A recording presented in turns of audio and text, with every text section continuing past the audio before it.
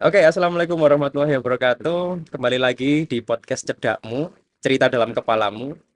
Masih bersama dengan saya, Nat, dan teman saya, teman ngobrol saya, Muzahir gitu ya. Hmm. Em, Hari ini kita akan membahas tentang ini sekarang, Hmm. psikologi well-being. Hmm. Di mana seingatku Hmm. itu adalah judul skripsimu.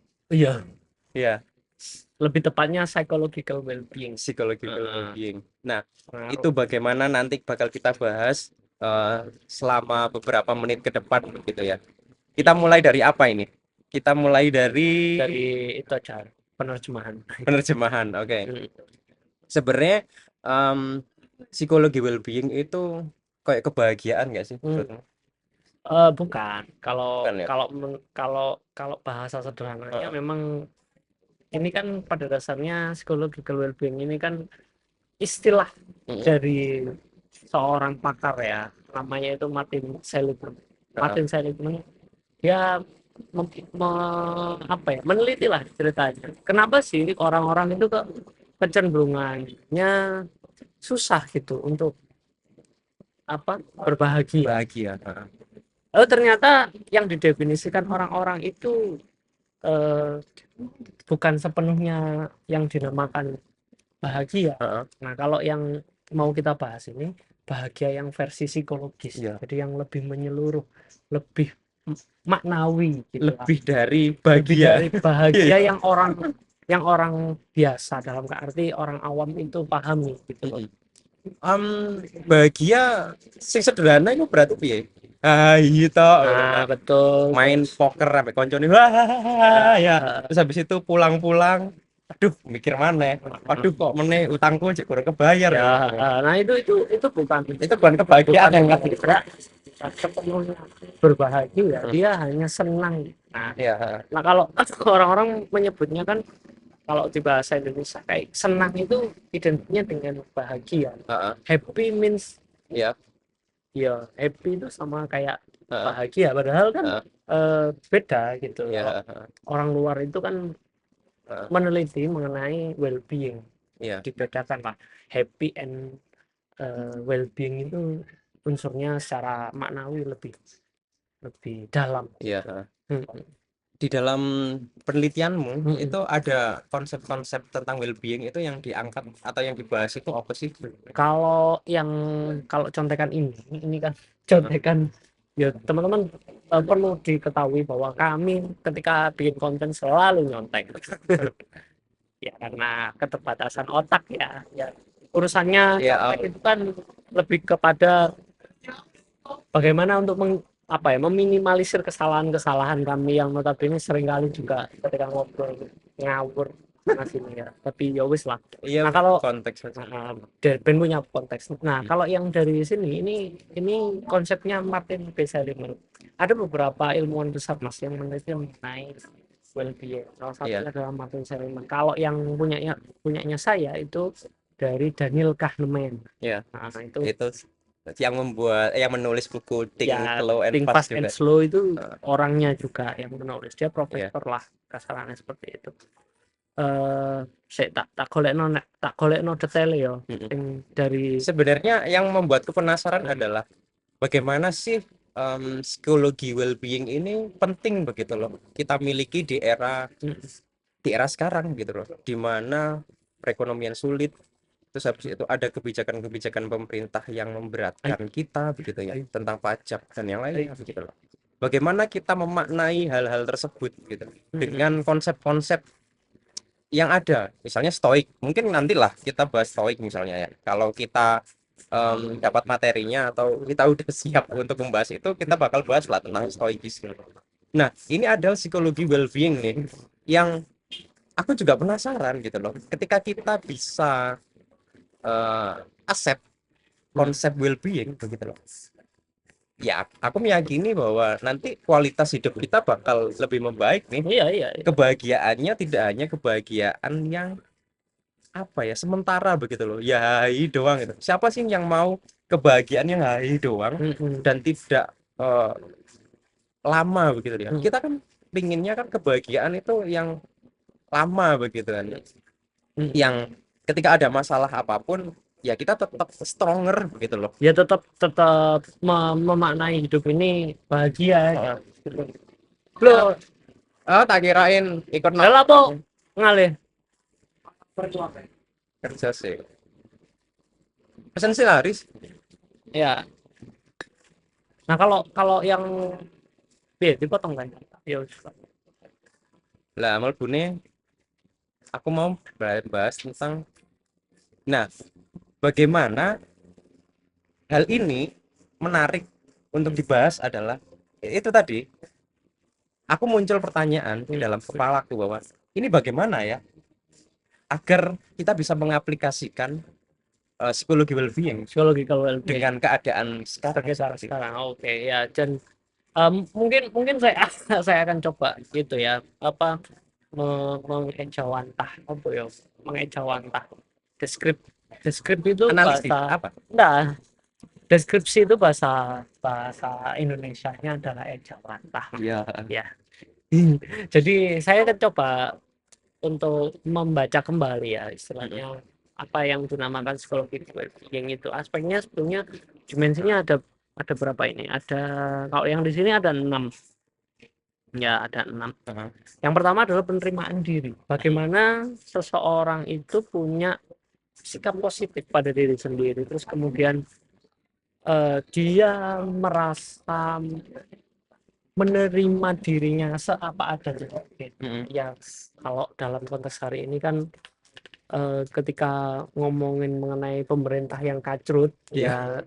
ya ayo coba sama-sama pertama kita terima dulu kenyataan fakta bahwa Heeh. oh memang pemerintahnya sedang kacrut, ngono itu penerimaan diri Iya. bisa, Heeh. itu bisa istilahnya diiris gitu Heeh. ada yang tadi ini Diiris nggak pisau atau nggak apa? ya, bisa analisa boleh Oke, kita benar. analisa ini ya. Terus apa lagi ini? Ya, ini saya di kontak manajer, ini ada job terbaru. Kontak manajer ada job. Nah, terus bagaimana terus kemudian ID menerima sepenuhnya gitu kalau Iya. kalau Heeh. urusan negara ya, Heeh. mana kita bisa menerima keadaan Indonesia ini Heeh. seapa adanya Iya gitu. benar. Heeh. Dengan luka masa lalunya, Heeh. dengan kebobrokan Heeh. birokrasinya itu, sebagai bangsa kita harus menerima itu dulu lah Heeh. asalnya. Ada yang namanya penerimaan diri. Heeh. Terus kemudian lanjut ke hubungan positif dengan orang lain. Iya. Definisinya adalah Relationship. relationship. Ya apa membangun hubungan-hubungan yang tidak toksik, Heeh. yang tidak apa ya, yang tidak saling menjatuhkan, Mm-mm. yang tujuan Ngomong noning guri ya gitu bisa tuh ya itu ya, dihindari kan ya ketika membuat hubungan yang positif dan betul gak toksik begitu kan. ya. Hubungan positif itu kan mencakup tentang empati, Heeh. kasih sayang, terus Iya. perhatian pada kebahagiaan orang lain Heeh. juga, maksudnya Heeh. asertif gitu tadi, terus dan menerima kompromi Heeh. kompromi yang diperlukan Iya. ketika berhubungan dengan orang lain. Kita tuh mampu mengkompromikan hal-hal yang mungkin bisa jadi kadang kita nggak cocok gitu sama Heeh. orang lain, kita bisa kompromi Iya. juga bagian dari Iya. hubungan positif itu terhadap orang lain. Jadi ngelihat orang itu nggak ada negatif-negatifnya, nggak ada prasangka buruknya, tapi kan ya mohon maaf ya Mas, di era sekarang kan Iya. penuh dengan penjahat-penjahat Ya, gitu. Jadi benar. agak susah gitu Iya. untuk tidak bangun emosi Heeh. negatif. Heeh. Jadi aku pernah dapat cerita nih dari temanku. Jadi dia itu curhat ke aku begitu ya. Mas, coba analisa apakah aku ini benar atau salah sih mas sebenarnya mas. Jadi temanku itu adalah seorang pekerja di mall begitu ya. Terus habis itu dia itu semangat bekerjanya tinggi. Terus habis itu tentang ketat begitulah. Cara kerjanya itu ketat, cerewet, sesuai dengan SOP. Nah, dia megang megang SOP nih. Terus habis itu dia mendapatkan partner kerja yang klewas-klewes bahasanya. Saenake dhewe, terus habis itu sering membuat kesalahan-kesalahan kan ya. Nah, kayak hal-hal kayak gini itu kan sudah toksik begitu loh ya. Ya, Jadi dia itu di kantor mengalami keadaan yang tidak nyaman begitu loh. Tapi itu selalu dibawa sampai pulang, dipikirkan terus gitu loh. Aku kok punya partner kayak gini sih, bagaimana sih dan yang lain dan lain. Dia itu tidak bisa cuek dan tidak bisa apa bahasamu tadi Menyikapi positif. iya menyikapi positif anu ya udahlah biarin aja lah partner kerjaku kayak Atau gini ya udah berkompromi. berkompromi aku bisanya ngover ini ya udah tak cover gitu tapi dia nggak bisa Nah, dia itu bener-bener kayak dia itu kena dampaknya begitu ketika mendapatkan partner yang seperti ini sehingga dia merasa berat begitu ketika bekerja itu berat. iya, iya, yang harus dia lakukan keluar dari situ. Nah itu bukan opsi untuk bagus maksudnya untuk jangka pendek. Heeh. Nah, untuk jangka panjang Iya. lah. Masa untuk saat ini masih belum jadi pilihan. Ya mau nggak mau dia bukan harus ya, lebih ke belajar lebih tepat. Ya makanya Belajar menerima keadaannya temannya itu, tapi memang akan beresiko hidupnya capek, lebih capek. iya benar benar Ya, iya resikonya seperti itu. Nah, ketika capek nanti kan ngembang lagi ke yang lain lagi. Ya makanya solusinya ya yo jangan resign itu jadi apa ya terlalu solusi ekstrim. yang akhir begitulah. Nah, makanya kita tawarkan psikologi well-being ini gitu loh. Ketika ini berhasil di accept, berhasil diinstal oleh seseorang, Iya, iya, iya. aku kira keadaan atau kondisi-kondisi yang seperti ini, yang seperti temanku tadi, Iya, iya, iya. itu bisa dihindari gitu loh. Bukan lebih tepatnya bukan hindari, lebih Apa? Oh, kompromi bisa kan. ini ya, lebih bisa di apa namanya? Ya, kompromikan. Ya, dikompromikan.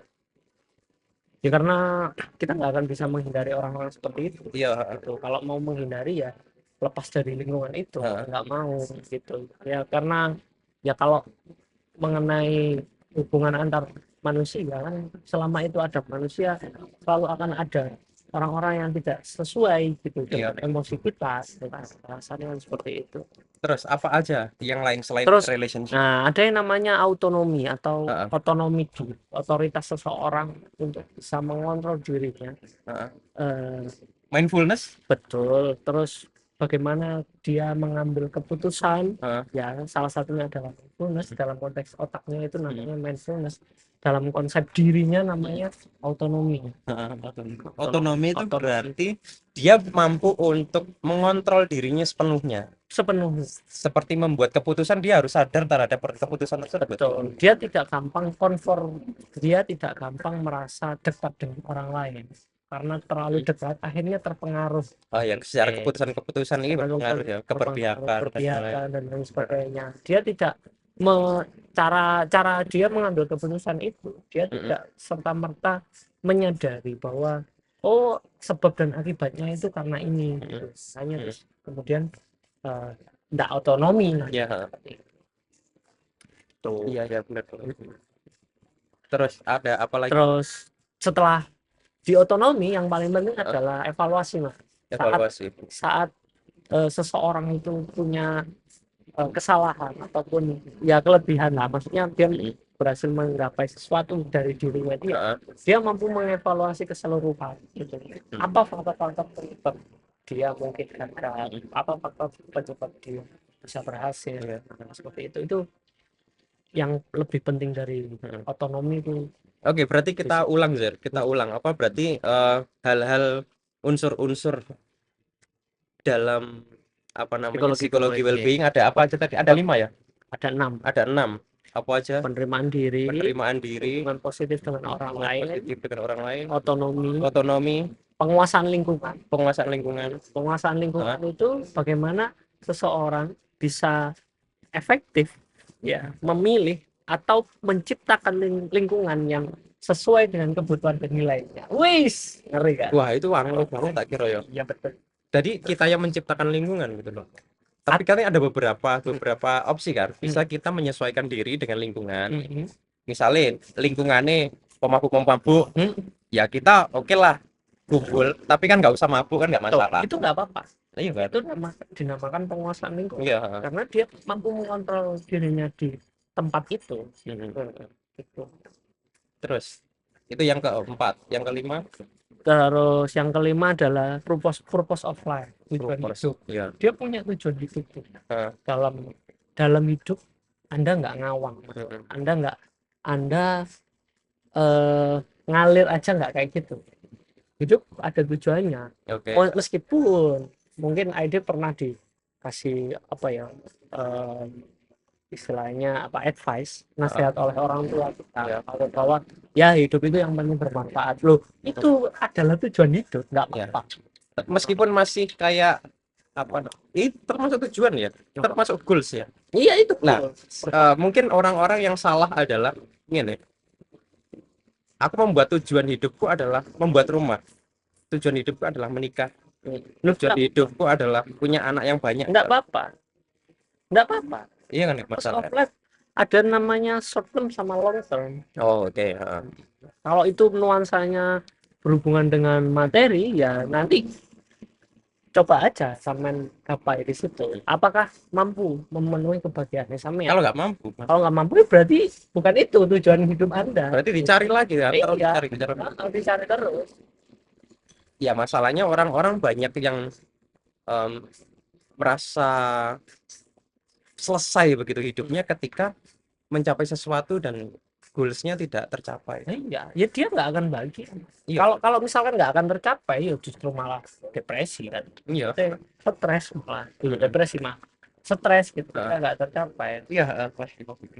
Entah itu susah banget mencapai. Misalnya aku ingin jadi artis gitu ya. Ya, ish. Aku sudah latihan gitaran, Ya, aku ya. sudah latihan vokal gitu. Ya. Terus aku udah latihan ngedit untuk membuat video-video yang sinematik gitu loh ya.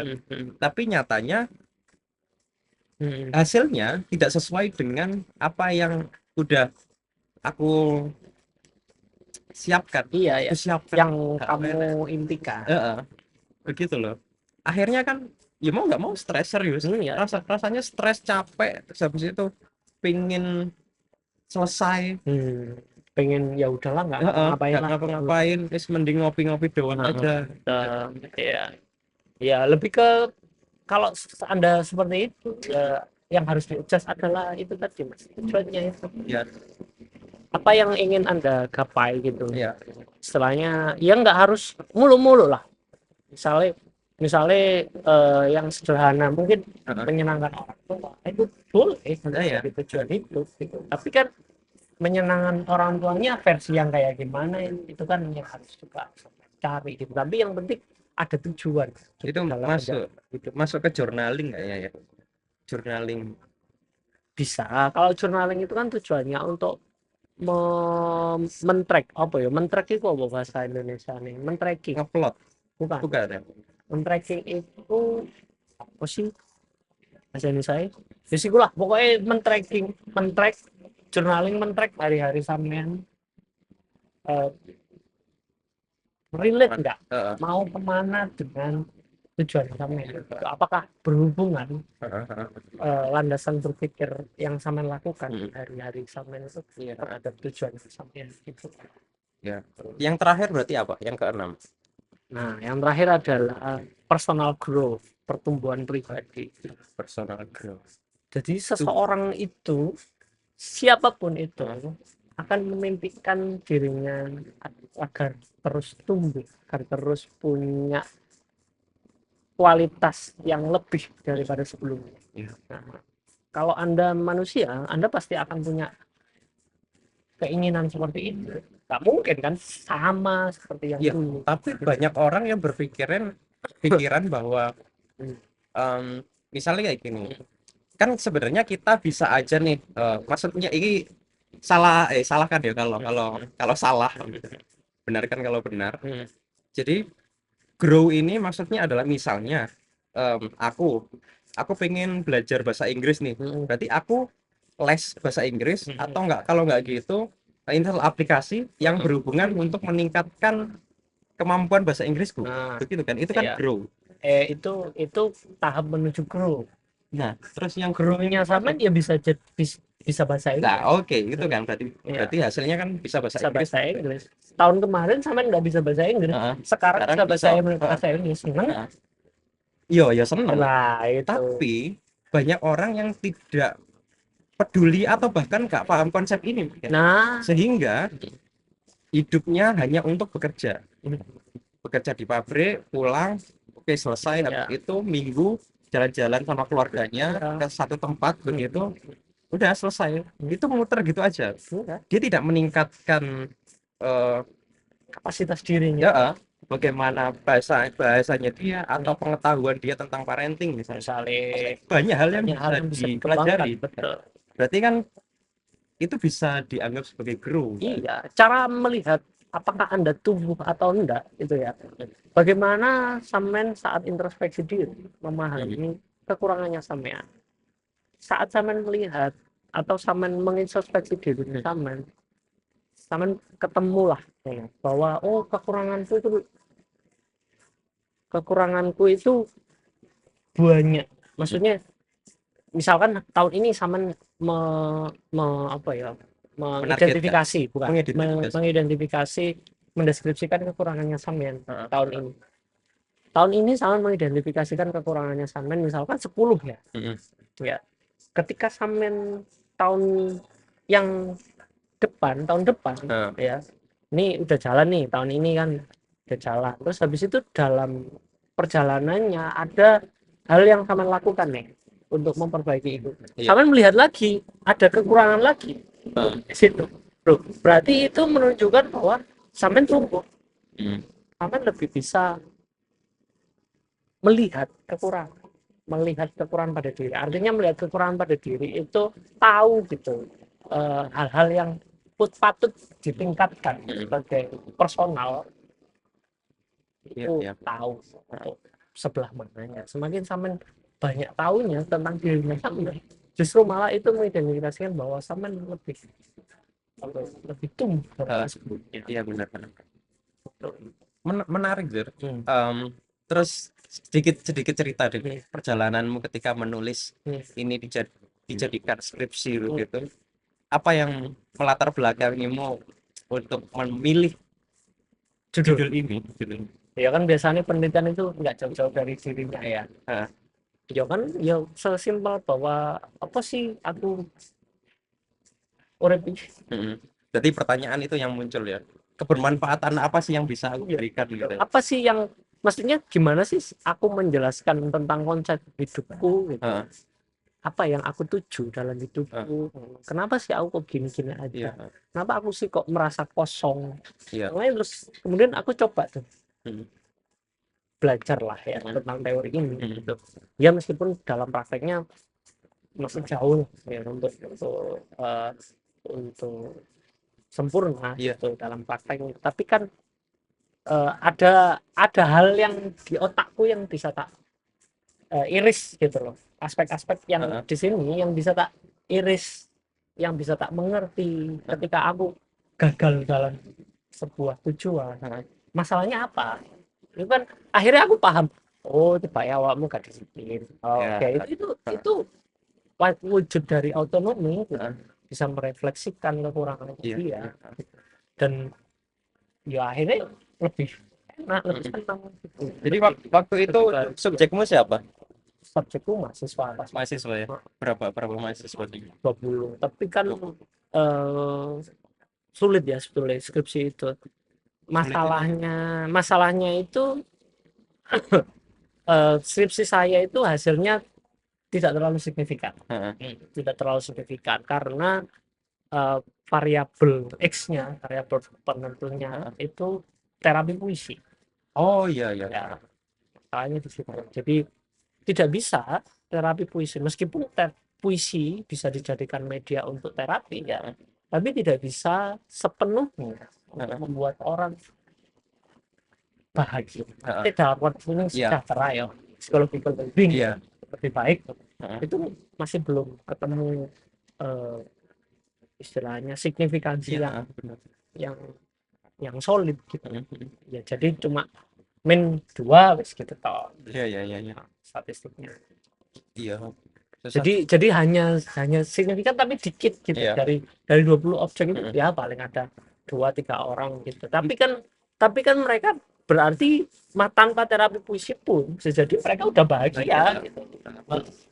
Waktu itu yang kamu ambil semuanya penyuka puisi atau random random enggak kan? random Nah itu karena kan salah satu juga ya yang jadi masalah juga ya. ya sebetulnya bukan, sebetulnya puisi pun kalau kita dipakai buat terapi Heeh. ya, itu nggak harus suka, Oh iya. nggak harus suka kan. Di terapi puisi itu bahasanya kalau sekarang itu kayak terapi menulis gitu lah. Mhm. Terapi menulis itu kan Iya. ya nggak harus suka menulis Heeh, dulu heeh. untuk bisa buat buku, ya pada dasarnya ya nggak harus, Iya doing aja dulu. iya doing aja dulu, bukan harus, bukan berarti kamu harus ngerti, Hmm. bukan bukan berarti kamu harus suka dulu Hmm. kan, enggak kan, just ngerjain aja, nanti Iya. nanti kan kesukaan itu kan biasanya timbul di tengah-tengah Hmm. gitu. Oke, kembali lagi ke pembahasan psikologi well-being. Menurutmu orang-orang yang susah untuk mengendalikan emosi ada hubungannya Ada, enggak sih dengan psikologi well-being itu? ada di penerimaan Penerimaan. diri itu tadi. Hmm. Dia kan kalau kalau dalam penelitian psikologi ya, yang biasanya sering marah adalah orang-orang yang sering takut Dan juga, tidak bisa menerima keadaan-keadaan. sering takut, Nah, jadi dia cemas. ya. Orang-orang yang marah adalah orang-orang yang cemas pada Nah, dasarnya. jadi langsung diledakkan lah, diledakkan gitu ya. Betul, jadi kayak Entah itu menangis, entah itu marah, entah itu eh, sedih, itu pair, adalah orang-orang yang cemas, anxiety. anxiety. Nah, menurut teman-teman, dunia kita apakah dunia anxiety? Iyalah. Sobat kecemasan, iya. Terus apalagi nih yang bisa dibagi dengan teman-teman perihal psikologi well-being? Kalau gue bilang ya mungkin mungkin itu aja sih. Maksudnya ketika teman-teman memahami aspek dari psikologi well-being secara utuh ya, ya definisi utuh itu ya setidaknya tahulah apa itu menerima diri sendiri. Hmm. Terus habis itu apa itu autonomi. Ya, Nanti pelan-pelan dipahami, dijalani, diterapkan lah pelan-pelan. Nanti pasti akan ketemu sendiri. ya.